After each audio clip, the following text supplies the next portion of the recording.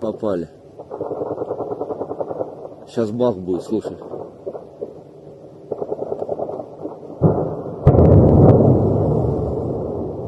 Еще один, ебать. 6.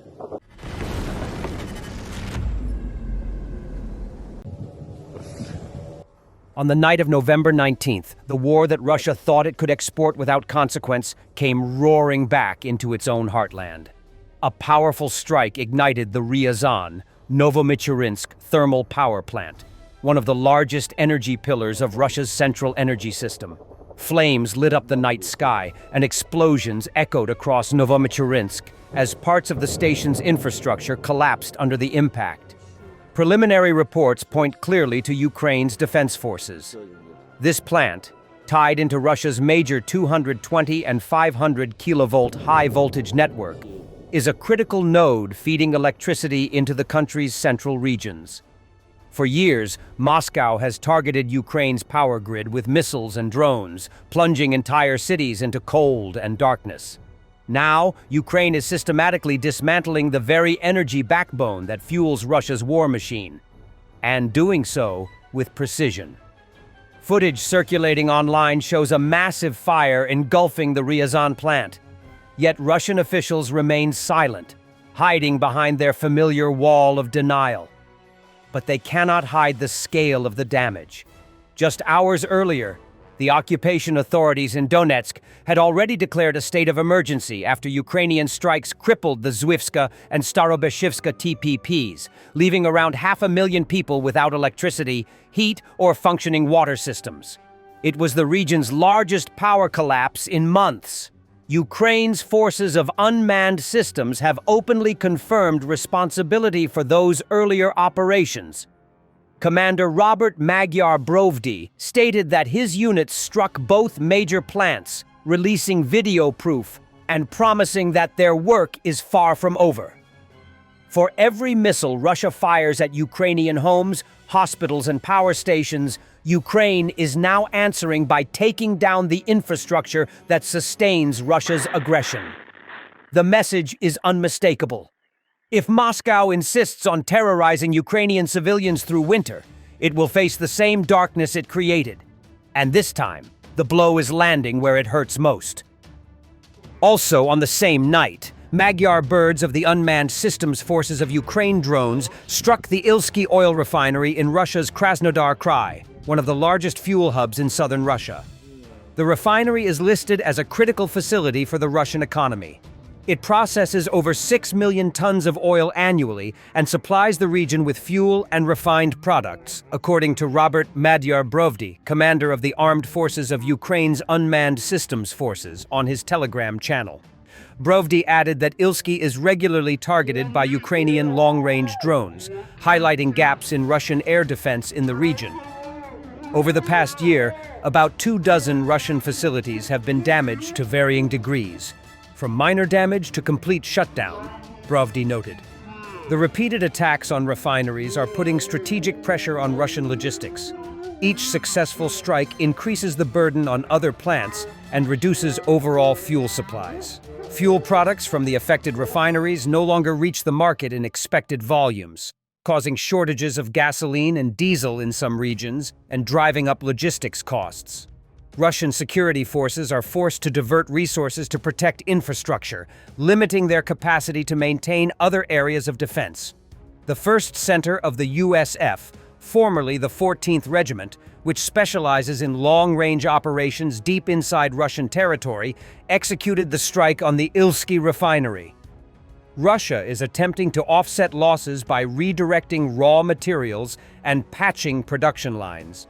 But repair efforts are lagging behind the pace of Ukrainian strikes.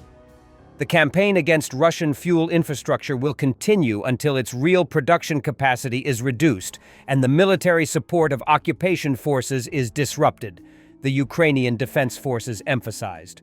Recently, Ukrainian drones targeted refineries in the Bryansk region and Krasnodar Krai, including the Ilsky oil refinery.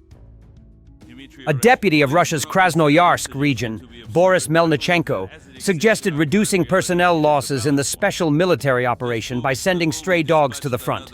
In his view, stray animals should be made liable for military service and sent to clear minefields. Dmitry Oreshkin, please do not consider my suggestion to be absurd. I believe that as it exists in our current reality, it is a balanced one. Just 2 weeks ago, we dispatched another convoy of heavy trucks to the SMO, carrying construction materials to help our guys build defensive fortifications. Unfortunately, things are not going very well there, especially in that particular area. Naturally, the main objective is to protect all those who are currently present there. Of course, we then proceed to participate in the specific operations. Our young men are perishing simply because they have signed a contract. This is allegedly considered to be completely lawful.